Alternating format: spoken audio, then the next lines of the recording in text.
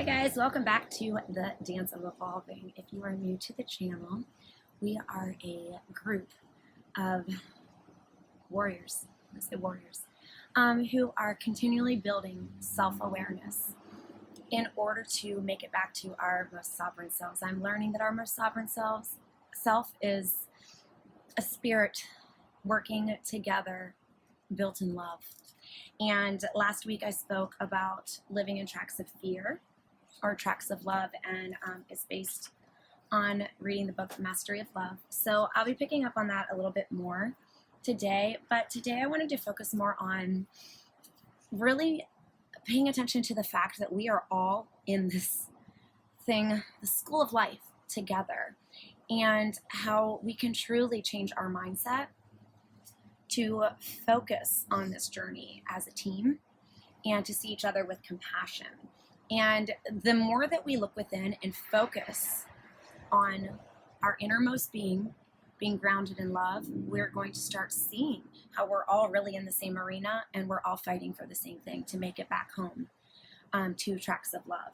So I took a few notes, and I'm believing that it's just going to flow the same way it came to me. And I just want to share this message with you guys. Feel free to leave any comments below. If you guys have any questions or anything that inspired you, I would really love it if we could start doing that, because that will help guide me in where to go in the future, and it may be any future meditations. I'm also moving into, I've been participating in a yoga training that really deals with healing trauma, healing the body, on a cellular level. So I want to also incorporate that in a lot of the things that I've been doing. But today I wanted to start just talking about really, when looking at those tracks of fear or love, noticing where we ourselves are afraid to love, or where others around us are afraid to love, and really why. Because noticing the why that we're feeling that way will help us to really see the root of it and how we can heal. There is a storm coming in, so I'm hoping that it doesn't affect the sound of this video, but the energy that I can feel from this storm, it's so powerful, so I'm going to try to keep it rolling. But I realized in the past, when I have been afraid to love, it's because I don't feel safe. And it's really a rejection of self when we are afraid to love. And it's based on disbeliefs. And so I will link and post down below a meditation that I put to reprogram your subconscious. And what it really focused on are the belief systems and the stories that we've taken on. And a lot of these affect our open heart or our closed heart when it comes to love. So the idea of perfection that we've really taken on can affect us. And the idea of perfection and what love is and what is acceptance in ourselves, and if we're good enough, is wrong. It's a false concept that is not real. And it's a level of self-rejection that we are subconsciously doing to ourselves. It's based on our experiences and what we've subconsciously taken from them. So if we are no longer good enough for anyone else, really, that is a light to shed on to you that inwardly you don't feel good enough for yourself. I had this self-realization. My ability to give out love and to even love the smallest synchronicities and miracles of life each day, which, guys, I'll get teary-eyed even thinking about it, but they're everywhere around you in every moment, even in really tough times. There are just blessings of hope and miracles and the smallest things that can just be present around you when your eyes are open in love. So I started to really notice, where do I judge myself? And then reminding yourself that where I'm judging, this is a belief. And this starts the forgiveness of self. Because what happens, guys, if we never forgive ourselves, we're not going to take that first step. And really, one thing that we're never going to be able to forgive ourselves for is for not being what we wish to be. So thinking about, what do we truly wish to be in a fulfilled life, in a life that is not just the ability to have a self-awareness and to love yourself, but to love life and to love others around you in a way that does not abandon who you are, but it continues to help you realize who you are and this integral part of something way bigger than you. So I started to notice any place that I was feeling rejected, feeling offended, looking down on anyone, pointing a finger, because this is then time for me to stop and journal. To stop and journal and to think, my job is not to worry about them.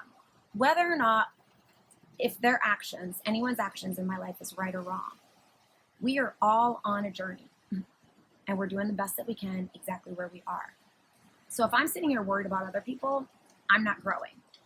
So my job is to take care of my part, and others' actions and rejections, to have that really as a reflection of what I'm feeling this, and where am I rejecting myself? If I'm needing their validation and I'm needing their advice and their acceptance, where do I need to get in touch with my own intuition? Where do I need to get in touch with where I maybe abandoned myself? Oh, there's so many birds right now. It's like a collective group of birds flying in this storm. Is beautiful. But it reminds me that this is our part for the collective community, to shine that light within, even in the uncomfortable parts, and think, if I'm being triggered, if I'm pointing the finger, or if I'm even feeling like I'm better than someone else, am I really? Or is there something within me that I'm not accepting and that I'm ignoring? And I'm doing this to feel better about that, to ignore it. And because a lot of this, when we act this way, guys, it is just a distraction and a cover-up to not deal with what is truly within. So the real brave thing to do and courageous way to fight for yourself is to stop pointing the finger and to stop blaming other people and to think, oh, I feel uncomfortable. I'm feeling that nudge. What can I learn about myself to become more powerful, not just for me, but for everyone around me?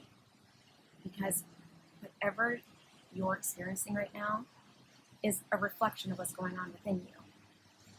A story you've taken on, a belief system that you have about yourself. And everyone else is on their own journey, but we're all trying to make it back to the same place. I read something in Mastery of Love, and I know last week I read a small excerpt, and today I went to as well, because it gave me an analogy that I was like, oh my goodness. And it even helped me working with students when students get their feelings hurt or they are feeling like they're in a conflict with someone. Okay, this is from page 10. I want you to imagine that you live on a planet where everyone has a skin disease. For 2,000 or 3,000 years, the people on your planet have suffered the same disease. Their entire bodies are covered by wounds that are infected, and those wounds really hurt when you touch them. Of course, they believe this is normal physiology of skin. Even the medical books describe this disease as a normal condition. When people are born, their skin is healthy. But around 3 or 4 years of age, the first wounds start to appear. By the time they are teenagers, there are wounds all over their bodies. Can you imagine how these people are going to treat each other? In order to relate with one another, they have to project their wounds. They hardly ever touch each other's skin because it's too painful. If by accident you touch someone's skin, it is so painful that right away she gets angry and touches your skin, just to get even. This gives me the chills. Still, the instinct to love is so strong that you pay a high price to have a relationship with others.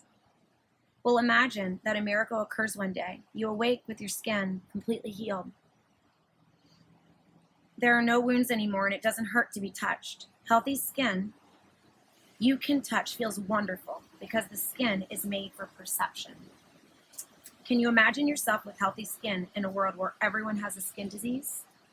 You cannot touch others because it hurts them, and no one touches you because they make the assumption that it will hurt you. If you can imagine this, perhaps you can understand that someone from another planet who came to visit us would have a similar experience with humans. But it isn't our skin that is full of wounds. What the visitor would discover is that the human mind is sick with a disease called fear. Just like the description of this infected skin, The emotional body is full of wounds, and these wounds are infected with emotional poison. The manifestation of the disease of fear is anger, hate, sadness, envy, and hypocrisy. The result of the disease is all the emotions that make humans suffer. All humans are mentally sick with the same disease. We can even say that this world is a mental hospital. I'm going to stop there. No one's better than anyone else, guys. We are all in this together. And when we think about, like I mentioned, how I was at a festival a few weeks back and I saw pure joy and love. And people would step out of that fear and go back to that pureness of not projecting things on other people, but to find that joy within. And this leads me to my own personal journey. When you feel conflict or rejection, it is not our job to point the fingers. Guys, we don't see all of the wounds, the bruise, the cuts and scrapes on our skin. They're within. And the only way that we know that someone is suffering are the cries for help, for when they're projecting something, or when they see us a certain way, or when they're experiencing something a certain way. And it's not our job to fix them. It isn't. It is our job to not take their wounds personally, but to take care of our own wounds. I couldn't believe this when I understood it.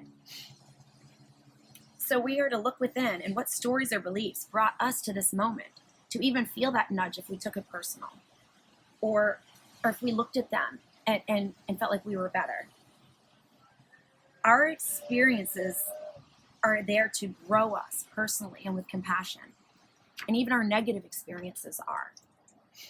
We are all in the same arena, and no one is more right or justified than the other. And we are all trying to make it home to pure light and love. So it's our job to personally fight the programs, the stories, beliefs that we've taken on, to focus on the most wonderful relationship that we can have, the relationship with ourselves, and not in a selfish way, but with self-love. And you're thinking, well, what's the difference between those two? Self-love is an openness, to live with an open heart, to have an awareness and to be open to an awareness of self with a raw acceptance. Is this always easy? No, because you are going to see things within yourself that you don't want to see. But do you want to live with that within yourself that drives your every actions and your thoughts? I'm speaking from experience. No, I have seen things that I had no idea lived within my subconscious. And that awareness is a celebration because you can step out of it when you're aware. And if we daily find the strength to shift and surrender and move into new beliefs and letting go of who we thought we were. Guys, we're not a personality. Our personality, our experiences have really shaped what we think, what we feel, the way we act, our behaviors. Who we thought we were and what we thought was right or wrong. What if it wasn't? Everyone's making decisions based on where they are in their journey. And that awareness can change everything. When we try to worry about everybody else and fixing everyone else, it's just a distraction to our own self-care. And that's ourself getting in the way. It is not our job to tell people how to live and what to do. It's not our job to judge. Our only job is to accept people where they are and to respect our own boundaries and to love ourselves and to focus on our part. Ridding ourselves of disbeliefs and stories that cause us to need things from other people instead of healing within ourselves, that cause us to project our wounds onto other people instead of healing within ourselves. And instead, we can focus on filling our inner state with love for life and the small miracles unfolding in front of us each day. I went canoeing with my dear friend the other day, Crystal River, and it was one of the most beautiful experiences I've had in a while. And it was a beautiful experience because of my inner state. I mean, I saw manatee, raccoon, the birds, even the broken trees were growing flowers that were blooming, and everything was a sign that the universe, that God, that our divine source, that everything, this week I saw an ant carrying the feather by himself. Like, we're all in this together.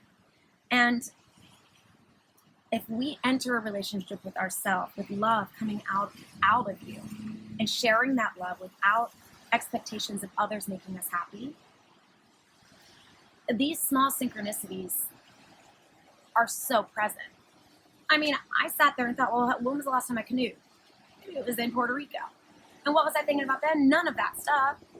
I was thinking about I was hungry and wanted Cheetos at the end, how the going against the turtle water was hard. And I was a victim then because I was a victim in life. Your life is going to be, the way you see life shows your inner state. How do I know that? I know that because I've done it and I'm doing it every day. If we have closed hearts, we're going to be projecting a prison. And we would need love and light from others that can't be fulfilled from external things. It is our individual job to learn how to step into the arena and live life with an open heart, refusing to beg for love or to seek for love in others, and instead seek for love within ourselves by shedding light on where it is not present. And in your most inner being, tie that part where you know love is not present, or you feel that resistance. Tie it to a belief system that you've taken on. Work through it. I journal as soon as I can, because then you can read back and you can reflect on this. In the meditation that I just linked below, it's about working through your subconscious, like reprogramming. It's like sifting through your beliefs like you would sift through a closet with clothes to wear. Oh, yeah, you hear that, mother? And as you look at the beliefs that you're wearing each day, you're showing these beliefs to everyone by your actions and your thoughts and things that you say to them, by your every movement, the beliefs you carry direct who you are. So thinking, is this something I want to wear? Is this something I want to continue to show to the world? And do I now have an awareness of a new belief that serves me in this direction that I'm going? And as we sift through the beliefs, choose, I'm not wearing that anymore. Like, this belief feels right to me. The one that I just became aware of does not feel right to me. And what will greatness look like as I take on this new belief and leave the last one behind? Like, boom, you are liberating yourself daily. Love will start to come out of you because it is within you. And you are cultivating a life of fulfillment and happiness. See, selfishness is a poverty of the heart. It's a poverty of love. And when you focus on the actions of others instead of yourself, it's really your wounds crying out to yourself to let love in. And the more that we gain this awareness, we are all in this arena together. The sooner we independently look within to heal and stop exchanging poison with each other. The more we do this individually, we're living as an example, and the more other people will see this love within and start to shift. I used to think being a missionary in missions, especially growing up, in a private school and growing up in the church, was like traveling overseas and helping build a church, which I've been on mission trips and stuff growing up. Mission is an everyday life. When you live a life of ministry, you are cultivating that love within. And you're not just healing yourself at a cellular level, which you are. You're healing your mind, your body, your soul, your spirit. Your central nerve, your nervous system is going to start calming. Your mind, you'll start to see your mind in a different way. And you'll be able to objectively observe your thoughts and see which thoughts are serving you. You no longer react with emotions. You know that emotions are meant to be felt and worked through, but they don't control you. And we start to feel harmony within ourselves, and by living in that example, we're cultivating harmony around us. Thank you for staying with me until the end, and I hope this made sense. And I was talking today with fire and passion because even as this storm is starting, to form right here around us, everything that happens each day is part of the integral puzzle of getting back to harmony with love. I hope you guys are able to just take whatever spoke to you today. And if some of this didn't resonate with you, that's okay. Some of it did. Whatever you are ready for in this day to take from this message, run with it. Run with it and liberate yourself. And really start to notice how you'll see others in a different light. I am learning every day, and I look forward to learning more about myself that can be transformed, because I know we are all here for a reason. I'm here for you guys. If you wanted to comment anything below or have any suggestions, feel free to do so. I am here to support you guys, and just find the smallest miracle of today to remind yourself that you are an integral part of this journey. All right. Peace. Oh, and if you haven't subscribed, go ahead and subscribe, and don't forget to like if you like this video, and share it if you feel like it'll speak to someone who also might want this message. All right. Have a wonderful day, guys. Bye.